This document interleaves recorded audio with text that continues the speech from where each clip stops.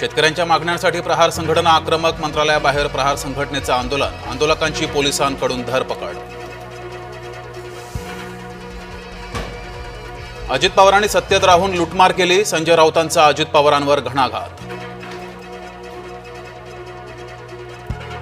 मनपा निवडणुकीसाठी ठाकरे गटाची तयारी, उपनेत्यांवर विधानसभा निहाय जबाबदाऱ्यांचं वाटप.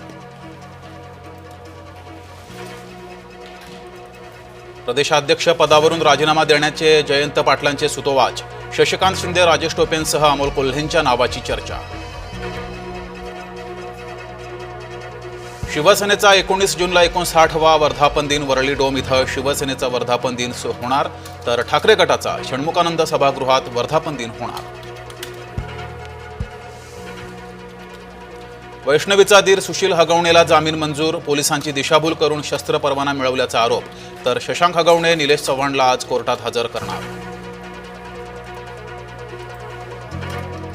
आणि मुसळधार पावसामुळे कळमनुरी वसमतमध्ये केळी बागांचं नुकसान, पंचनामे करून नुकसान भरपाई देण्याची शेतकऱ्यांची मागणी.